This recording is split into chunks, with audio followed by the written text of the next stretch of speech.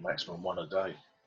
With that, maybe That's what you need to do. That's what you need to do. Is, yeah, I mean, I had so many great messages last night on Twitter saying that this has kept my mental state really, really. Yeah, well, that's what it's all about, wasn't it? I had some really great messages last night from people just saying if it wasn't for these, I would be going nuts, and I kind of feel yeah. Anyway, I'm going to hit the broadcast button. Yeah, crack on. Yeah.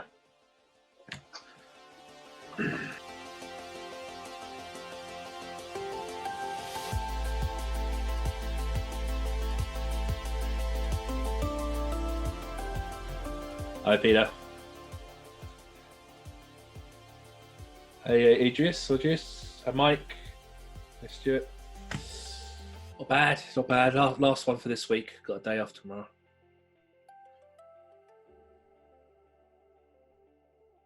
Oh, Keith's gone straight in. I need to go back up and see this. All right. You're reading this, but right. So Keith says, before all this kicks off, I want to stick my 2 pennies into this debate and say the whole way observations are considered for coded is totally wrong. I've been doing it over 30 years. I've seen many issues and seen how you can legally be forced to justify your own position. In reality, most electricians cannot, as they don't have the right view to start with. They look at Code Breaker's book and draw a line under what is put in there. Yeah, I want to approach that. Every use of building, every use is different. Absolutely. All this should be taken into account before you code something. I'll admit it won't make much difference on the given code a lot of the time, but at least you can say you've given it considered thought, not just taking the opinion of a book as a justification. In the ICI, it's your opinion, not anyone else's, and don't call them certificates. Right, we can now conclude. That's the webinar done then. Yeah, no, spot on. We shall conclude. Yeah. If any of you guys guys want to have an opinion or want to put something out there, we will before we start chatting away through. Keith could completely agree with you there.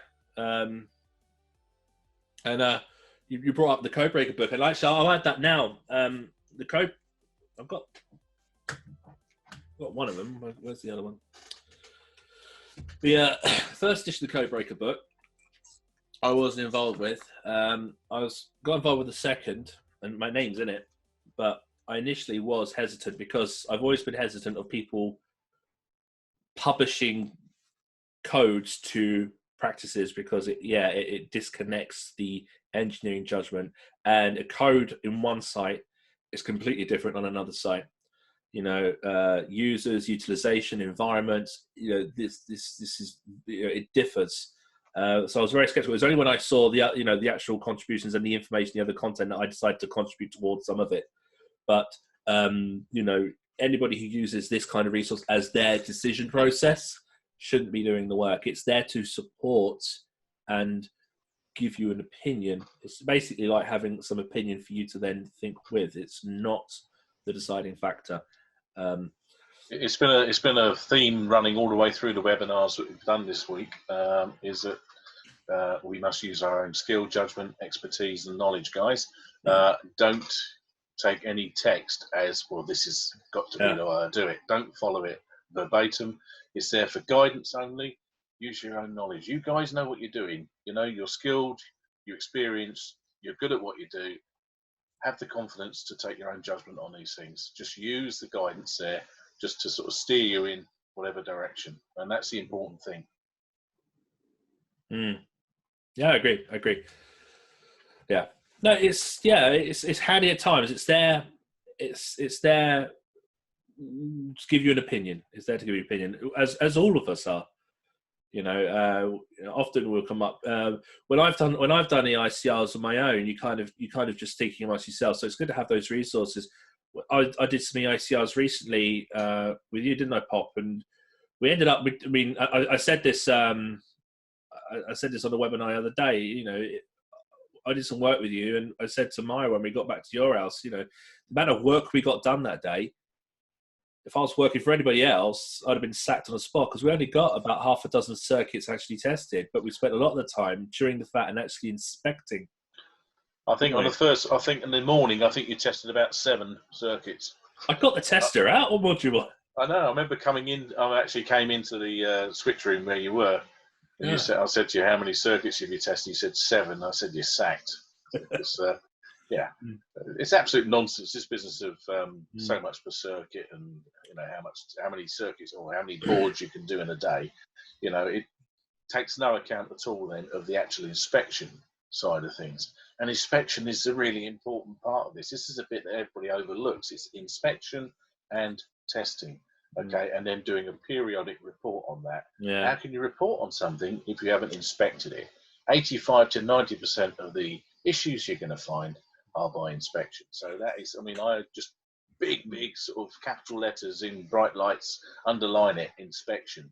That's the important bit. I take a comment out of the PAT tester code, believe it or not, with this, because the PAT tester code book actually says about, because there's a frequency for formal visual and then a frequency for combined. It actually says that, the formal visual must be carried out. And then with the combined, it says that the combined test or the test can be chosen to supplement the inspection, to support that individual to make further engineering decisions. And that's exactly what the multifunction tests are for electricians.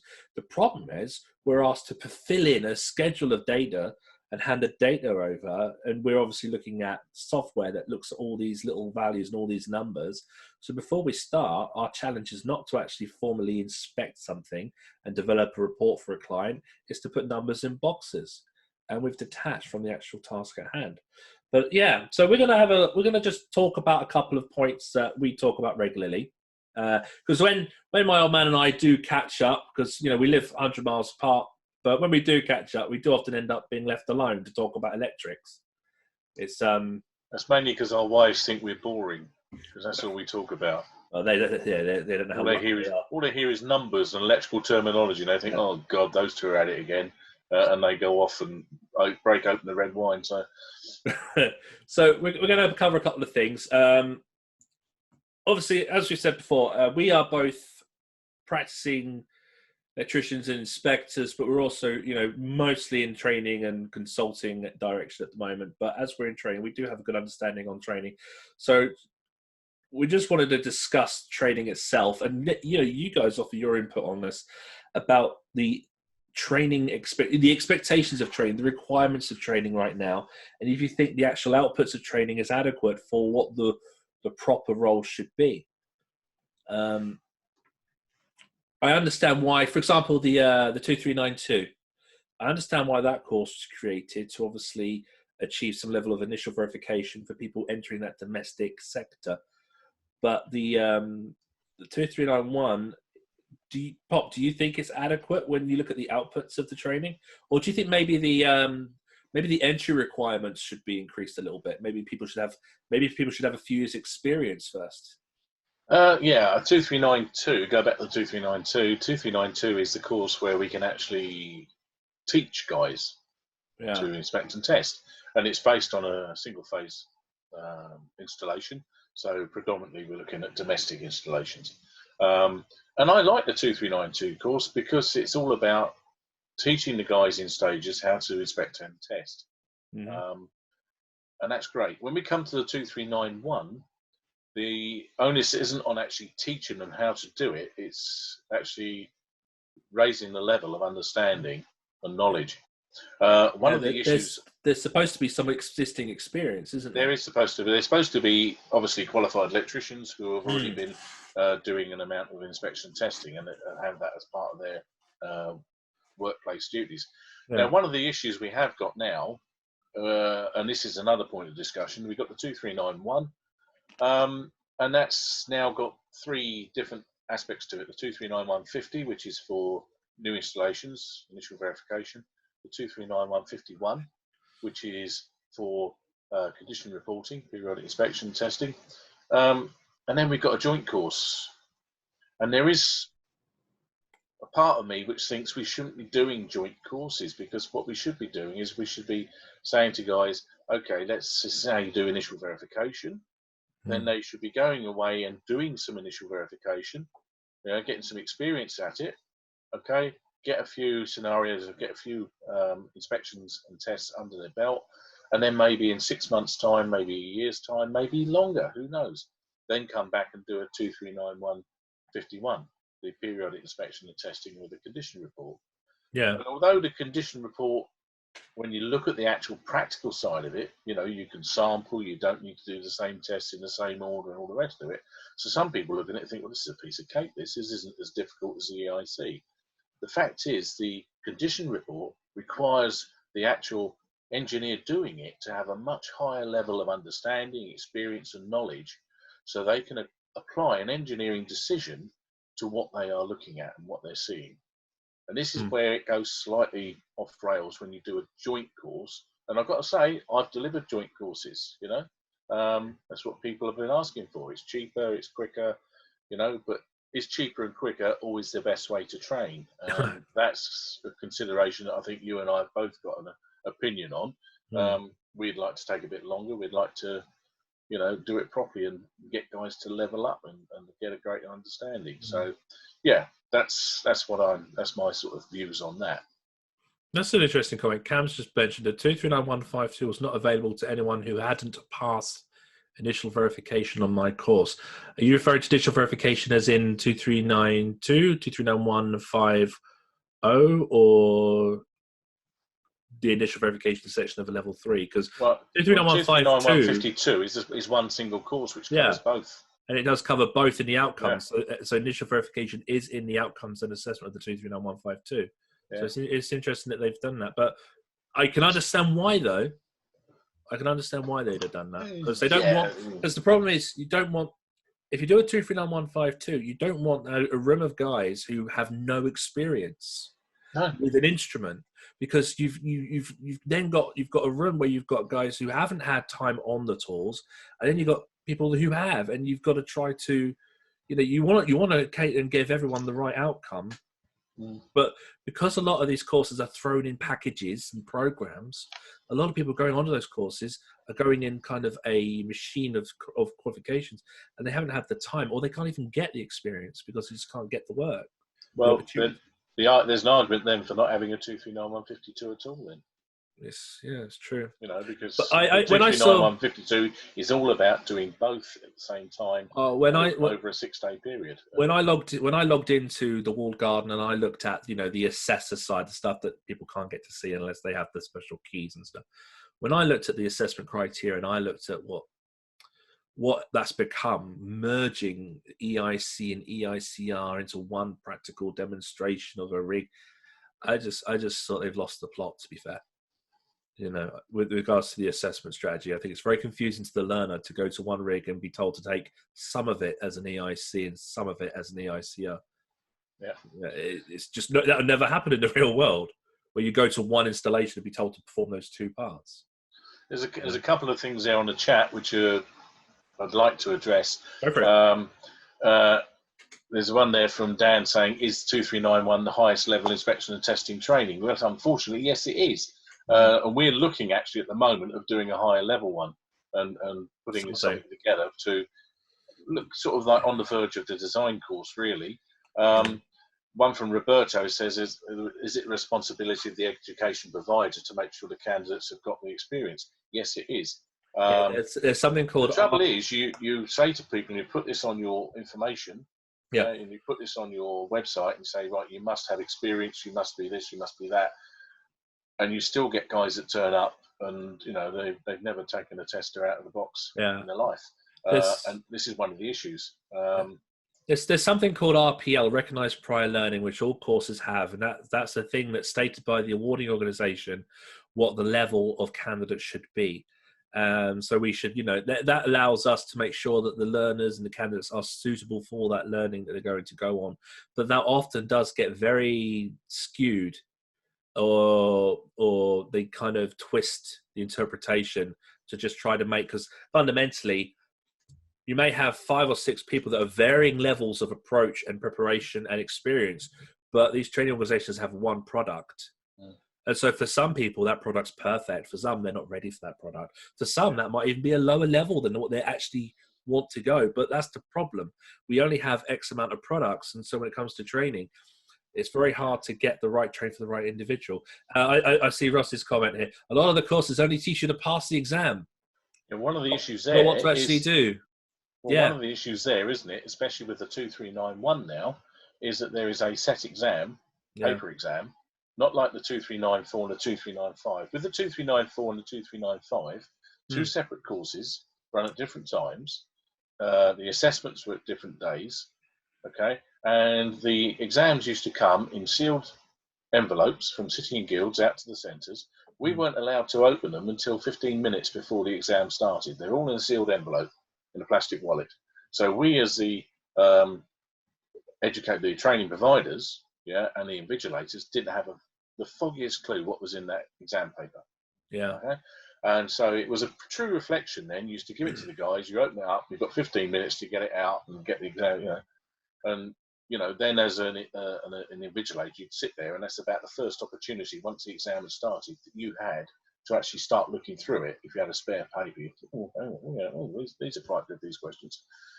Nowadays, with the 2391, it's a preset exam, which is available to all the centres. It's the same questions, they don't change.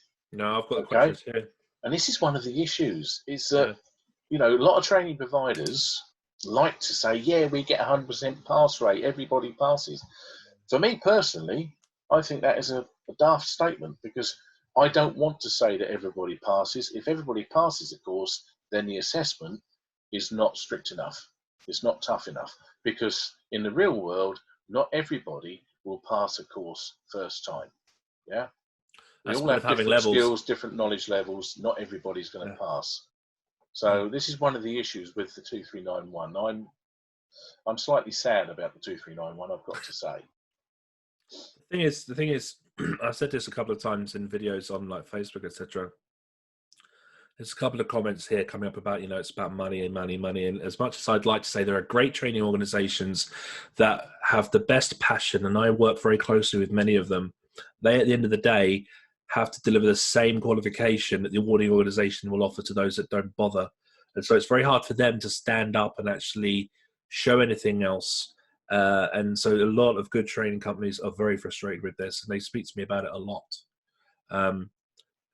We've seen people get through into the industry who clearly lack a level of competence. We see the awarding organizations trying to spoon feed information or keep people in check with what we do need to do, what we don't need to do. And we end up with an industry where a lot of people just end up arguing with each other because they just don't understand, how to interpret this industry anymore. There's a comment there. I'd just like to break in there. There's a comment there from Daniel, who failed the practical test because he tested the two circuits he was supposed to pretend weren't there on the EICR. Okay, and this again is another thing I don't like about this 239152. Is that they use the single rig, and you have to pretend that one of it is, or part of it is a new install, part of it is an old install. Yeah. Whereas when you did the individual courses, you had a rig which was a 3-phase rig with a single-phase fuse board off of it, and you did either an initial verification on it, if you were doing the 2394, or you did a condition report on it if you were doing a 2395, and we had the opportunity to switch some faults in. I can see having a mixed rig is quite confusing for the candidates. I can see Peter Montfort's in the chat. Hi, mate. He's one of these companies that I've just said I know that I work closely with. I know trying to excel.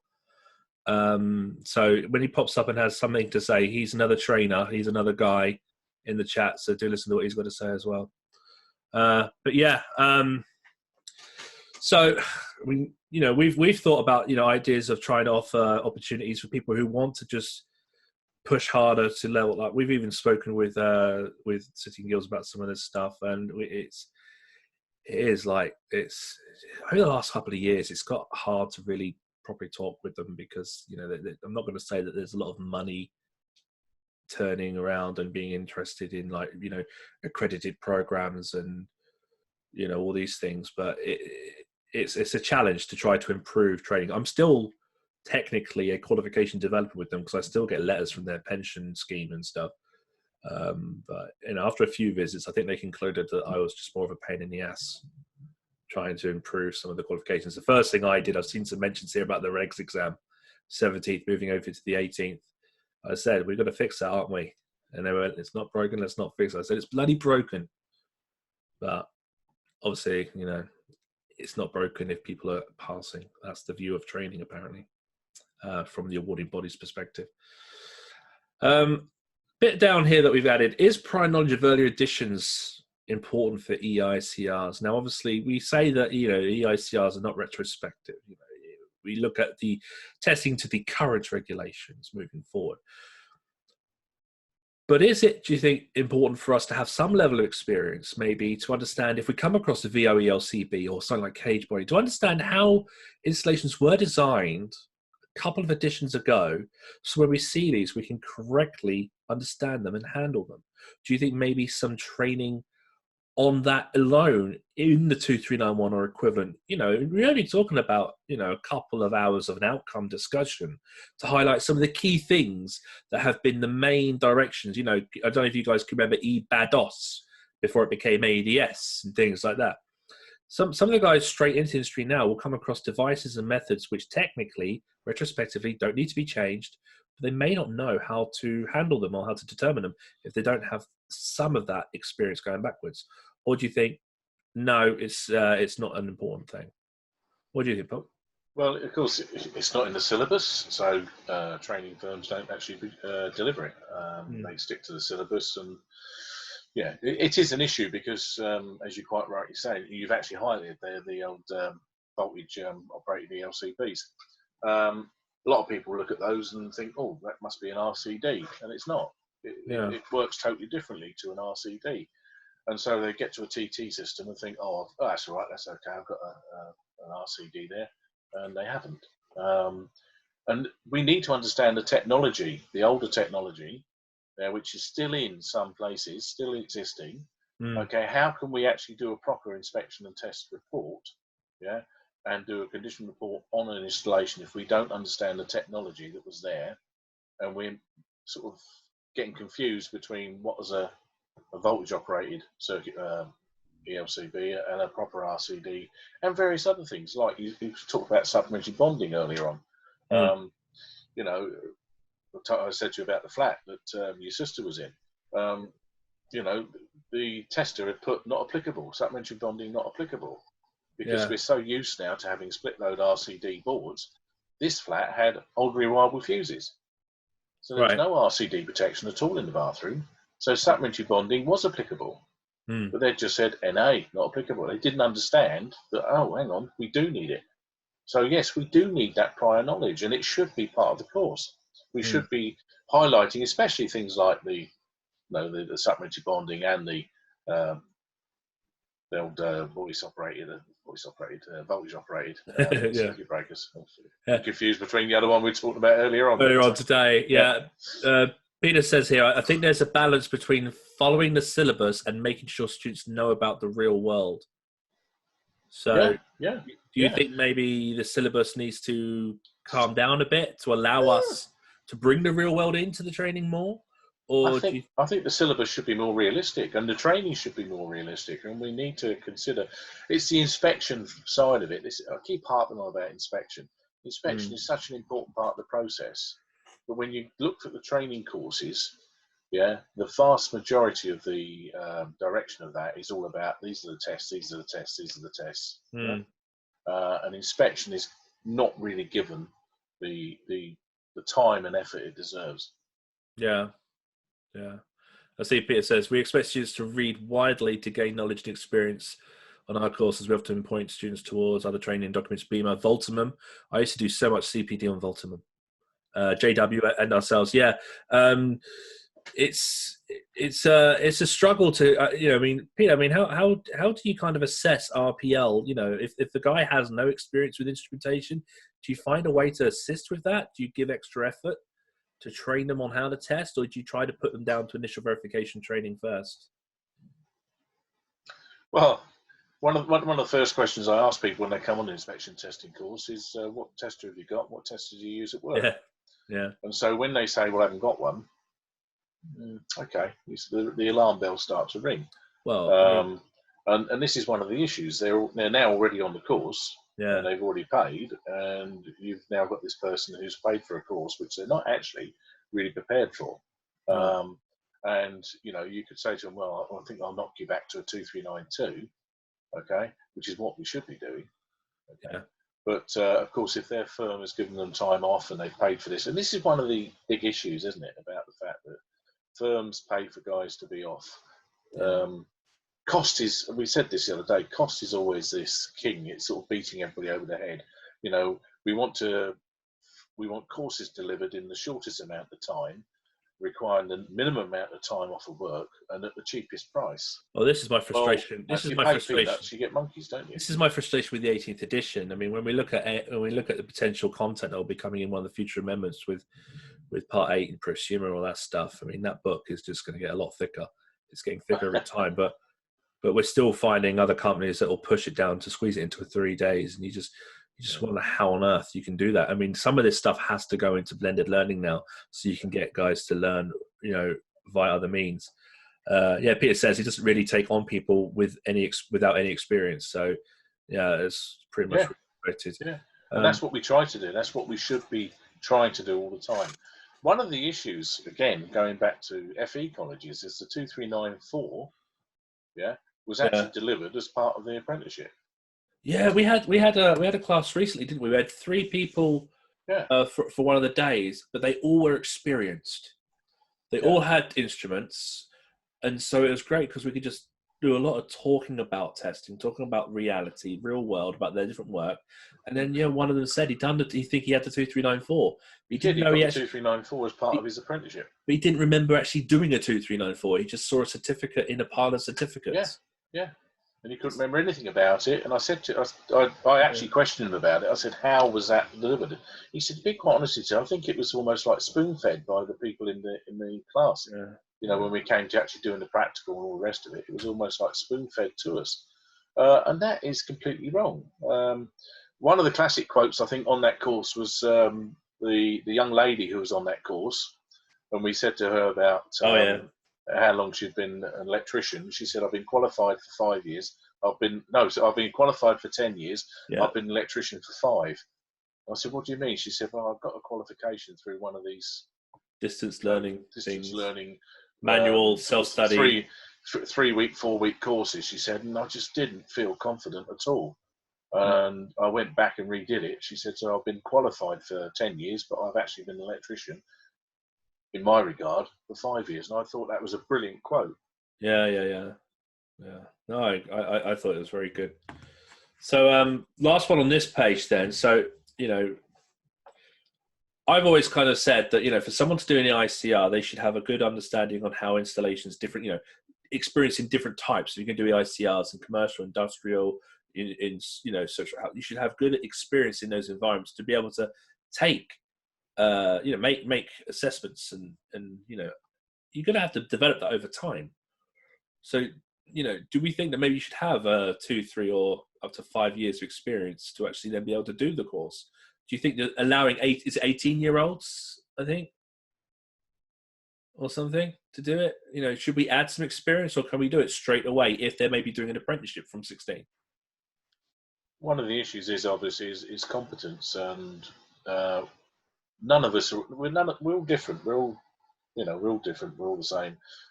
Some of us learn at different rates. Some of us pick things up quicker than others.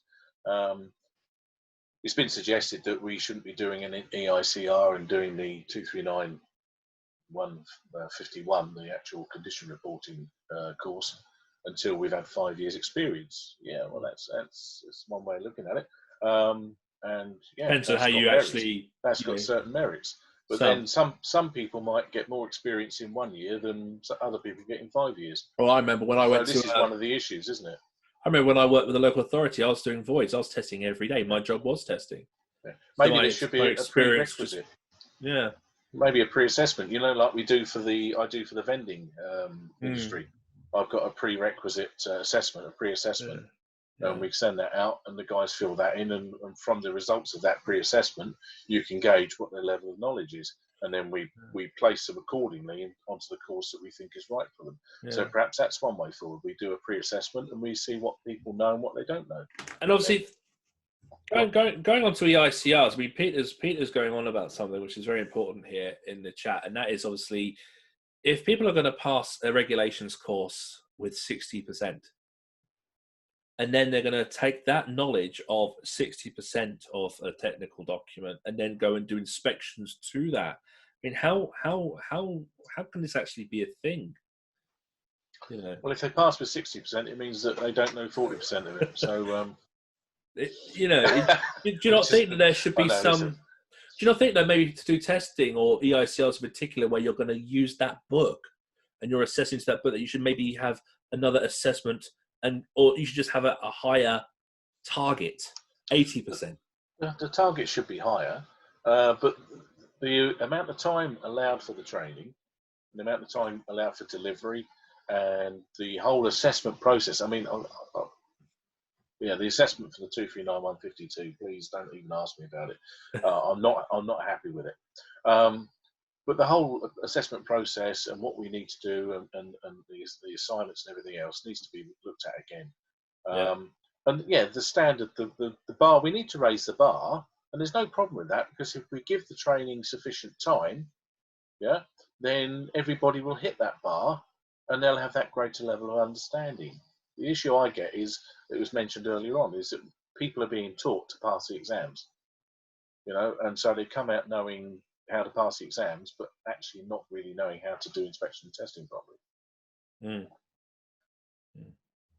No, yeah, definitely. Okay, just seeing a comment from Nigel. How many voids a day, Dave? At best, probably 3 voids, empty properties, and that would be flats with 3 or 4 circuits. But we're going to have a little slide on how many can we do a day very soon, because that is definitely a common bugbear, isn't it? Okay, let's get to that slide soon. Right, this one, performing in the ICR. All right. So, client communication, why is this such an essential thing in our view? You know, if you don't do any ICR, talking to the client has to be fundamental to actually get an understanding of what they want, what they expect, and they have to know what they're going to receive with regards to, you know, extent limitations and, you know, sampling. A lot of communication with the client is key. Now, sometimes that can't happen. That's understandable, but we found with our work, I mean, I don't do a lot of the work, because a lot of clients want a per circuit arrangement. You know, it's hard to actually work around that. But if you can properly liaise with the client that wants to get the right work done, it can happen. We've had recent experience like that, haven't we? Yeah. I'm probably fortunate, because I just flatly refuse to do things on a per circuit basis, and I just say to people, go elsewhere. I just walk away. And I know not everybody is in that sort of situation. Because for me, I have this mixture of tasks. I do a certain amount of my time is spent training, a certain amount of my time is spent doing consultancy, a certain amount of my time is spent doing installs. And I've really gone back into installs and inspection and testing by accident, really. I got sucked back into it because people wanted me to do it.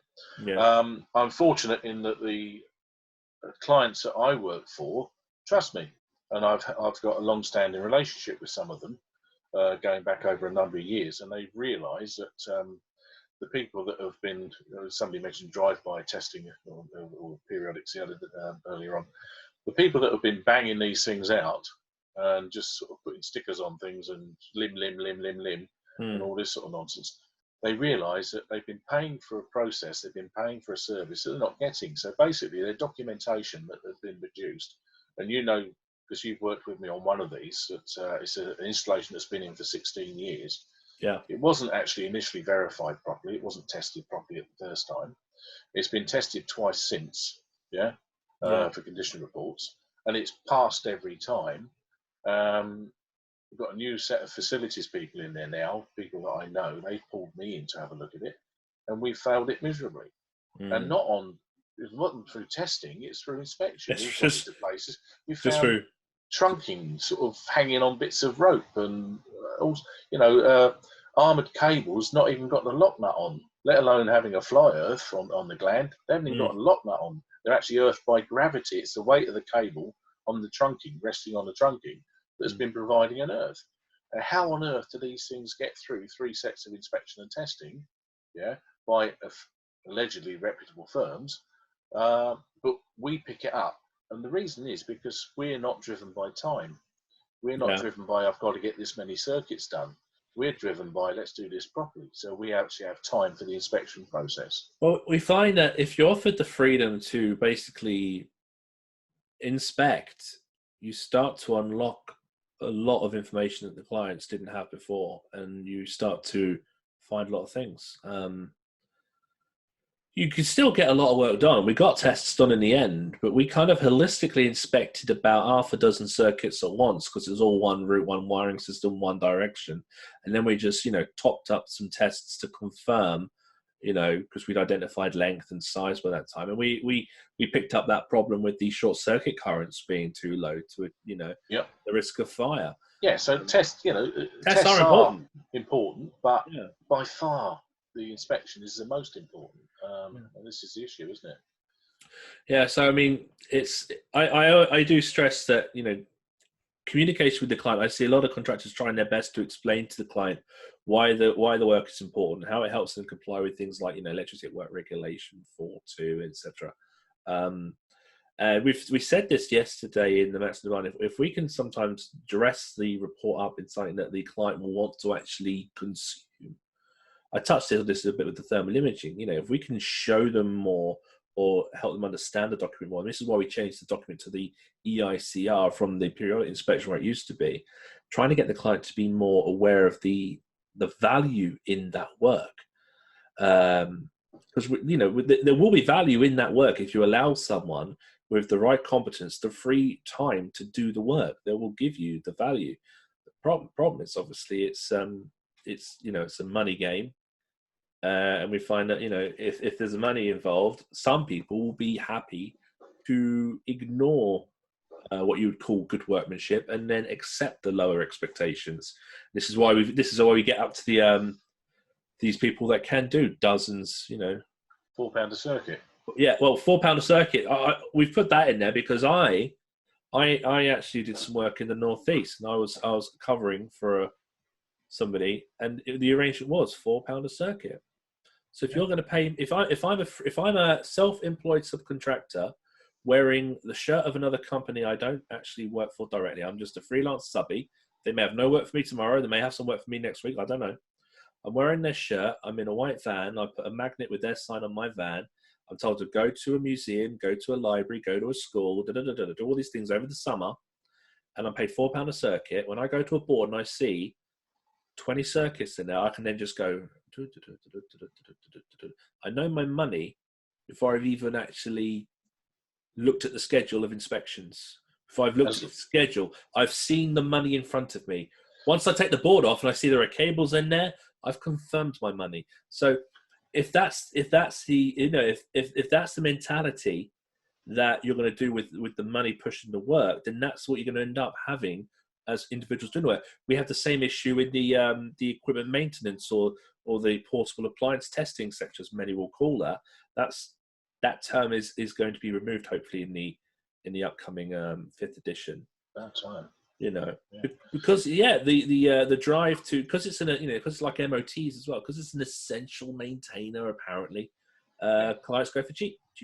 They don't see value in the service. I mean, for me, this business of £4 a circuit, you just mentioned you've got 20 circuits, you look at that, you think 80 quid. Okay, what have you got to do to earn that 80 quid? You've got to fill in a piece of paper. And as long as you've got something in the boxes, so you end up putting ticks in there, you put 500 volts in for the insulation resistance test, you take a few earth loop impedances, you make up your R1, R2s, and you guess the rest while you sat in the van having a cup of coffee and a donut. Yeah. And this is unfortunately the process. And we know because we've seen people do it. Yeah. And we know because we've seen documents that have been produced by people. When you look at the document, you think there is absolutely no way at all this person's actually looked at the electrical installation. And also this business of limb. I've gone to places where they've proudly presented me with folders full of inspection and testing documents. And when you open it up and look at it, it's limb. You think, well, what have you actually paid for? The trouble is, the customer doesn't know what they're getting half the time. Half the time, most of the time. I did some duty holder consultancy for a food manufacturer in Hull, and I was looking at the competency of their guys. They didn't have anyone. They had one person who had the 2391, And so I looked at the schedules of test results that they had from a nationally recognized company, and they had about 5 or 6 pages of lim. There was no data on that. All that you had was the circuit characteristics. There was no R1, R2s, there's no ZSs. It was just lim across the board. And I said, so what have you got here? What information is there? And they said, well, it's the test results. There was nothing there. But they were unaware that that happened. And the guy on site who was competent to read the data didn't want the job to read it. And so they had, it was all broken. But that does happen. There was a good question that it's just gone off, but because you've mentioned that, you don't do price per circuit, somebody asked, well, how do you approach pricing? Do you kind of offer a rate for a day and then keep the client updated on progress to allow them to either extend it, or do you keep it to a fixed period of time at a day rate and then just see what you can achieve in that time for the client? How do you kind of... Right. If I'm doing domestic, which I very rarely do, I have to be beaten over the head to do domestic. That's because I'm old and crotchety. I'm just a miserable old git. And I hate doing domestic because there's people in there living and I'm crawling around people and all sorts of stuff. Yeah. So I try to avoid it as much as possible. When I was doing domestic, I would generally allow for a standard sort of 3-bedroom semi. I would think of them in my head, I'm going to be there for half a day. Yeah. So I could possibly do 2 of those in a day, and that would be the maximum. And even then, I would probably be spending some time in the evening doing the certification. Yeah, right? So you're actually doing more hours in a day. Those were the sort of times that I would put to a 3-bedroom semi, your average 3-bedroom semi. But would you like to have charged a day, but known that you wouldn't get the work, or what? I could have. I mean, I could have spent a day, but the thing is also with domestic is that there's only so much you can do. You're not going to start taking floorboards up and carpets up. And, you can pop your head in the loft and see what's going on up there. But you're limited because people have got furniture everywhere. So you do what you can. And generally, if you know what you're doing, okay. And again, it comes down to the fact that of that time, 50% of that will be spent inspection, walking around, having a look at stuff. So usually within that half a day, I was quite happy with the fact that I could produce a fairly accurate condition report within that half a day. And so I would look to do maybe 2 in a day, and that would be it. So I was happy with that. There was a just sorry to interrupt you. There was an interesting comment from, I can't think it was Andy or somebody. So I mentioned lim. And they said, well, I thought lim was, you had to go back and sort of do further investigation later on. FI is further investigation. Lim is a limit. What limitation is it should be used where you can't actually get access to an area. So, for instance, if you've got a locked room or a zone where you can't actually get into physically, generally that's what lim is. You're actually limited. You can't do that. Well, sometimes it's a geographical limitation. Sometimes it's an operational limitation. Well, to me, there are 2. There's agreed lim, and then there's operational lim. Yeah. Agreed lim are obviously previously agreed with the client, and operational lim should definitely be returned to the client prior to you concluding your work, in case they decide, oh well, okay, let's give you some extra time, or let's give you permission to dismantle or do something. But that's it. Unfortunately, a lot of people just kind of use lim as a get out of jail card of effort or time. Even I would try to do 1 a day, and because that gives me the freedom to actually inspect. It gives me inspection freedom, because the last thing I want is to have 2 in a day and then find myself needing more time. Yeah, do it properly. But it will, if it's a smaller dwelling, I can understand that, to cost it maybe half a day. I mean, when I say 2 a day, I'm thinking about when it's voids. You've got empty properties. If I've got a property that's actually got people in it, then you're probably safer doing 1 a day. But again, it depends on the size of the actual installation. How big is the 3-bedroom semi? Yeah. And what is involved? Have they got things like a studio down the end of the garden? Have they got a hot tub? Have they got various other bits and pieces? Are there issues there that you've got to really scratch around for? This idea of 10 a day. Oh, sorry, no, it's just ridiculous, absolutely crazy. Unfortunately, people do structure their business that way. Okay. All right. So with regards to inspection testing, inspection is big here. So how much time should we give to inspection? If bearing in mind we're arriving on a site and, you know, the conclusion is when we go back to the office, this piece of paper will have numbers on it. There'll be test data and the inspection is just, you know, confirmation. So how much time should we be giving to inspection? I mean, do we get enough time? Or do you think that maybe we should actually improve the way we record inspection? Maybe if we change the way we record the inspection, it would actually, you know, force us to give it the due time that's needed to do it properly. As you know, I spend probably more time doing inspection than I do testing. Because you know, 85% of what you find in an installation, the problems you find will be probably by inspection. Yeah. And then we will sample the testing. I try and do as much inspection as I can, and then sample the testing.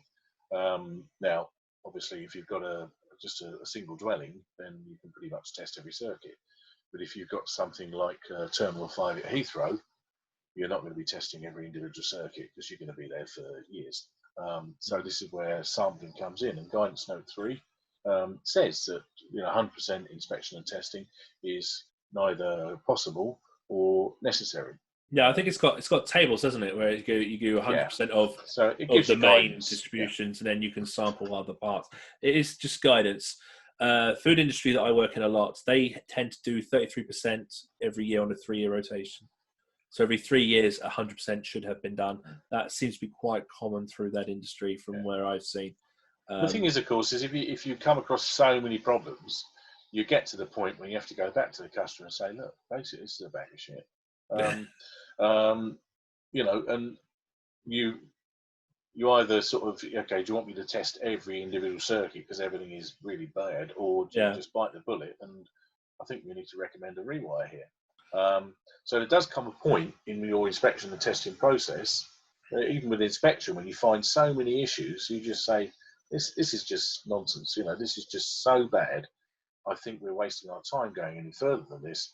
I think we can, on the evidence of what we've already inspected, we can say that this installation is really, really poor. It is totally unsatisfactory, and we recommend a rewire. Yeah, yeah.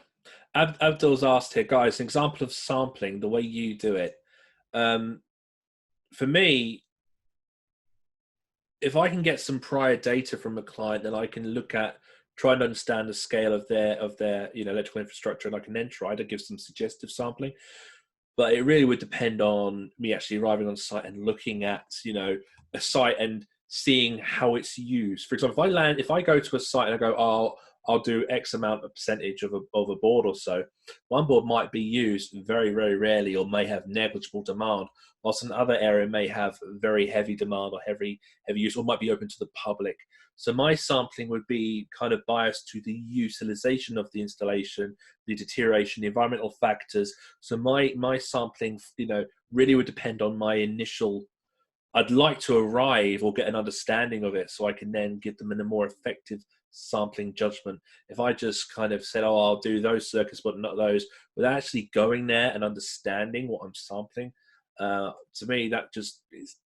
Sometimes you get it right. Most of the times there'll be areas that you then want to test, and there'll be. I tested a factory up in Liverpool about 3 years ago, and it was on a quarterly rotation, and I was testing it's a full factory manufacturing parts for Ford and other gearbox manufacturers.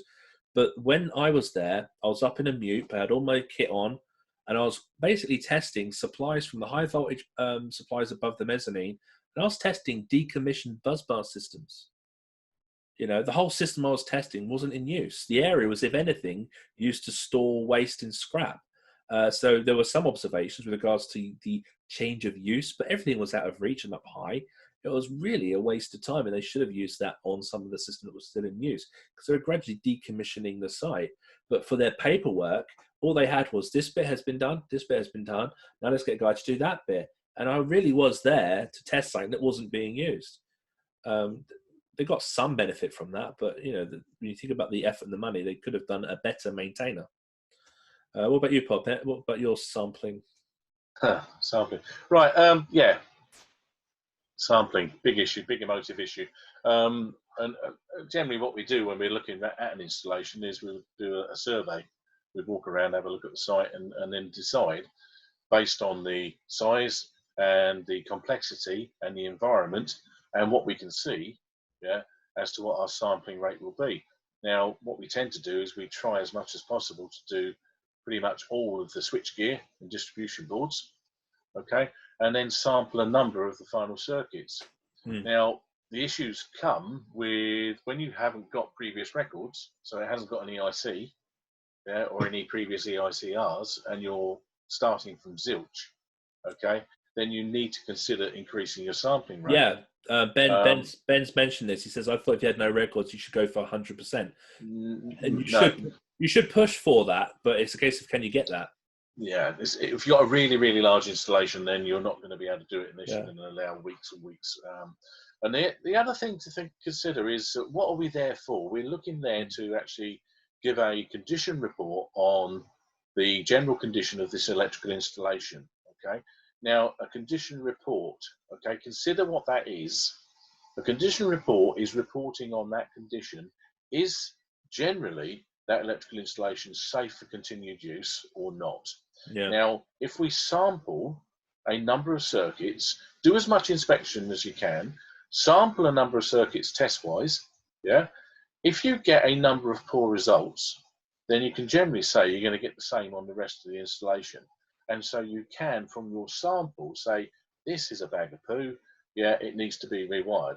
But if you generally get really good inspections, really good test results, then you can generally say, yes, that's going to be maintained throughout the installation.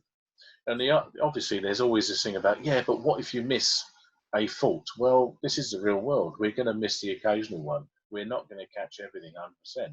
Now, if they want everything done 100%, let's just scrap EICRs and we just have EICs, because we need to just start from scratch, turn everything off, and we'll do a proper inspection and test on everything, yeah, as we did when it was probably, or should have been, installed.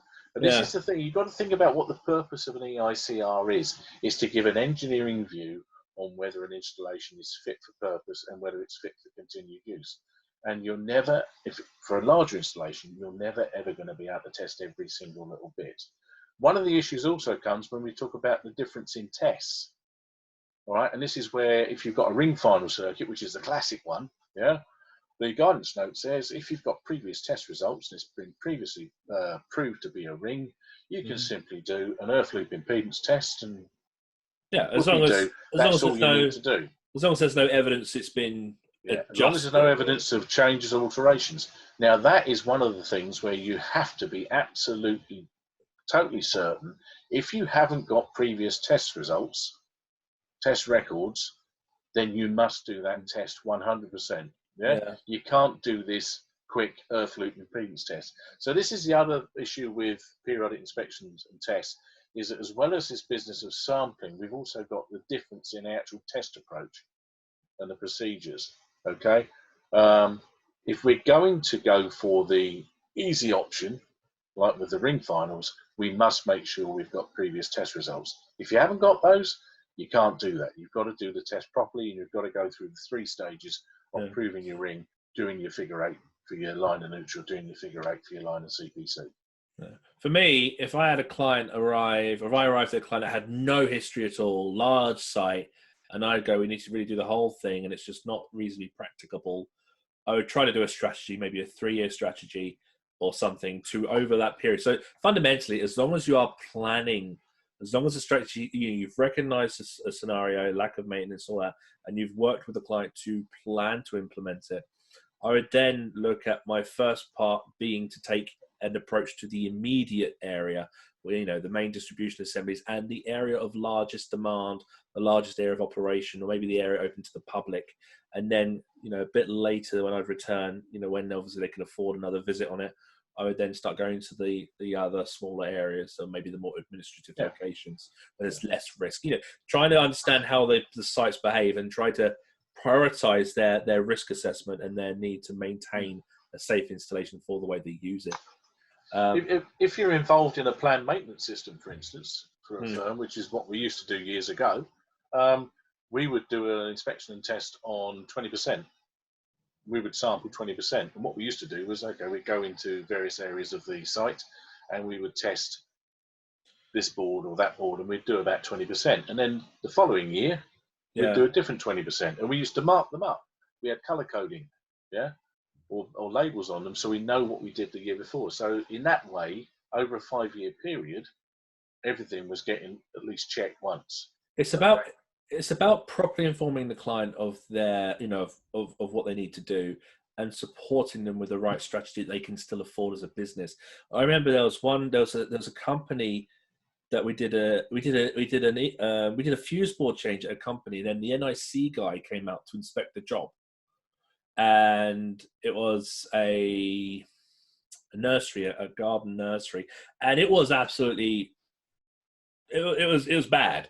But we did the work where it was most urgent, and we told the guy about the other work. The fuse board had caught fire. Yeah, it was bad. That's how bad it was. The fuse board had caught fire. But the NIC guy, remember, he arrived and he was looking at everything else, and he said, "Oh, guilty knowledge." He was like, "No, look. He's seen the risk, but he's a business. We've done this, and then we had a strategy of as he got money in as a business, he would then get the work done, but he removed the immediate danger, and we repaired the work that was most vulnerable to his workers and stuff. It was safely controlled. It wasn't just done like that, So if you talk properly with the client, and you'll get them on side, and you'll both work together to gradually improve their business. With the best will in the world, what we've got to try and do is encourage clients, to accept this responsibility and to take it seriously. And if we go beating them over the head, with a big club, say you must do this, you must do that, you've got to give me money now, it's got to be done 100%, and you've got no choice, we're just going to scare them off. If we can turn off, give them a cuddle, give them a hug, and get them into the fold and explain to them why these things are a good idea. What you'll end up doing is you're getting a long-term relationship with a customer who will trust you, and then over a period of time, you can generally or gradually increase the electrical safety of their site. Okay, and this has got to be the approach we have, because otherwise, what happens is the customer just runs scared, looking at a huge bill, and lots of nonsense. Yeah. Okay, we've got to try to inform them, encourage them, communicate with them, and get them engaged in the whole process. Try to explain to them what you're doing. Try to explain to them what it means. And I quite often say to customers, when they talk about, how long will this take and how much is it going to cost? And I say to them, well, if you take your car down to the old garage for an MOT, would you be happy if the engineer or the mechanic just kicked the tyres and said, yeah, that's okay, and gave you a certificate? You wouldn't, would you? So why are we happy to accept it at £4 a circuit or 10 EICs a day with electrical systems? Electrical systems kill people. They cause fires, they cause electric shock, they cause all sorts of other problems.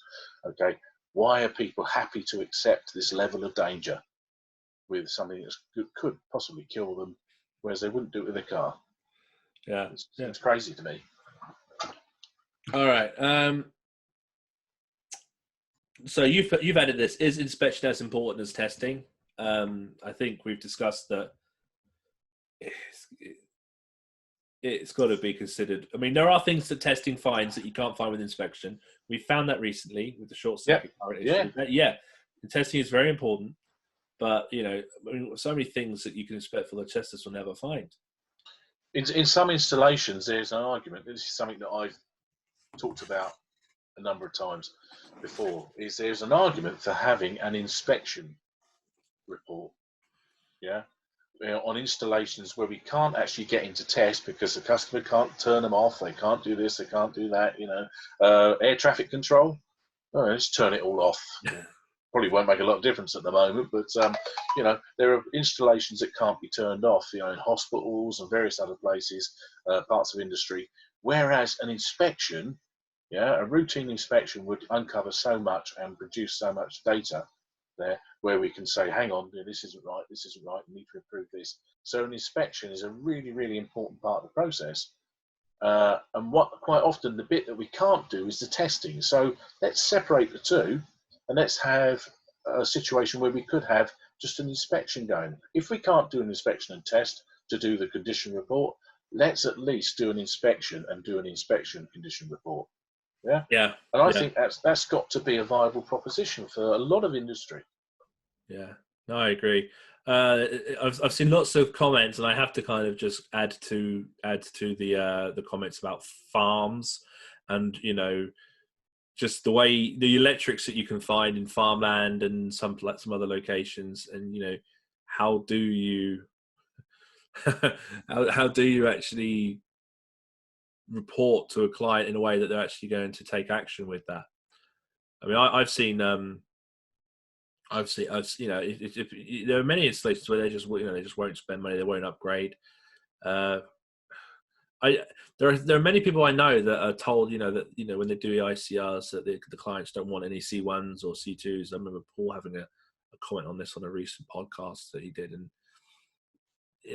there was a comment just a minute ago about trying to find the right clients. That unfortunately, I think that is the case. I understand that work is tough, but there are just some clients where you need to let those clients go to somebody else. You need to maintain your integrity and your standards. And unfortunately, we now have varying levels of competence and approach to this work, and there are clients for those levels as well. And you just got to find the right ones for you, the ones that will find value in what you do.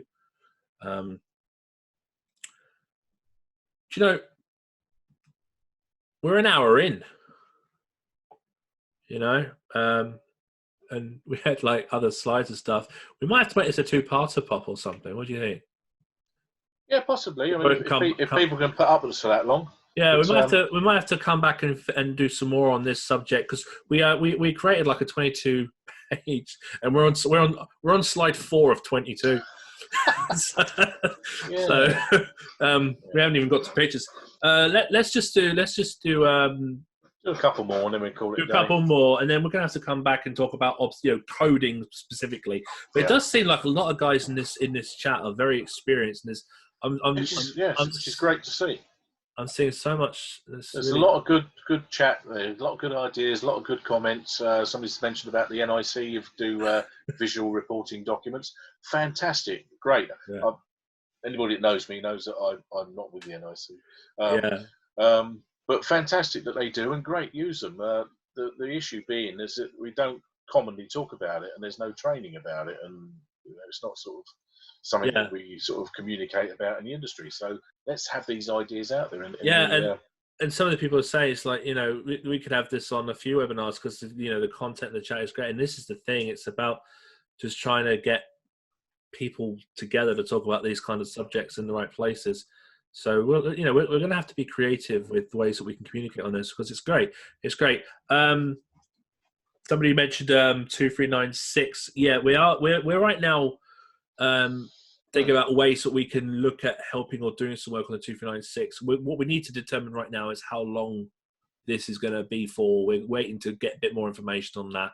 When we get some more information, because obviously we're in week 2 of a 3-week, but it does look like this is going to go on for a bit longer. When we get more information on this, we'll then have a little plan of what we're going to do with our time, and we'll make sure basically this keeps us busy, and yeah, not half. It does, for our own sanity. So yeah, we will see what else we can bring along. Slide 4 of 22. There you go. That's lesson planning for you. We wanted to try and keep it to an hour, because we suck at webinars. We should have known, because this is the sort of thing when you're on a course and you start talking about this, the discussions go on forever. And it's great. And this is the whole point of these webinars, guys, is to get you guys communicate and get you involved. There's some cracking electricians out there, some really good guys out there, know what they're doing, they're experienced, they've got some great ideas. And it's great to get these people on board, and I love looking at some of the comments. They're really good. So yeah, it's brilliant. That's it. You want to do a couple more, or you're going to wrap it up? I'm probably going to wrap it up, because the next one is where I was going to hand over to you. Oh, wrap it up. To introduce the fire. Oh yeah, the fire thing. Yeah, and I think that might be a good place to start the next one. Yeah, that's not a bad idea. Yeah, because just for everyone to know, my dad's actually a former retained station commander. Yeah, I had 18 years in the fire service, as well as being a Sparky. As well as being an electrician. When we were electricians together, he'd have these little beeper, and we'd be doing a job, and his pager would go off, and him and 2 other guys that work with us would all disappear, and then I'd just be left walking back to the stores or whatever. But no, we've got some good, his experience. Ascot, Berkshire, Jack. Yeah. Oh yeah. Station 14. Station 14. Ascot. Yeah. But yeah, 18 years. Your experience and your opinion on premature collapse, I think, is important for us to start the next one with, as we look at that that coding and retrospectiveness. So, guys, look, thank you for your contribution. It's actually been great. Yeah, brilliant. I've really enjoyed going back, and we're gonna set. I mean, this is the last webinar we've currently got set up, but we're gonna discuss this weekend about what else we're gonna do moving forward. But we will set one up to carry on this discussion, because it's good discussion, and if the discussion's good, let's do some more. All right, guys. Well, do enjoy the rest of your Thursday. Is it Thursday? Just Thursday, yeah. It's Thursday. You're right. I haven't got anything scheduled for tomorrow. Day off. Yeah, I'm actually attending a webinar because Seawood have a webinar tomorrow morning, which is the update on the 5th edition of the Code of Practice. So I'm going on that one, which is why I didn't, I haven't scheduled anything for us to do. But we'll look, message us, let us know if there's anything else you want us to do. But we will give you some more information over the weekend. All right, guys. Thank you for your contribution. Thank you for your time. Stay inside. Take care of yourselves. Take care of yourselves. Help each other. And thank you. Cheers. Bye.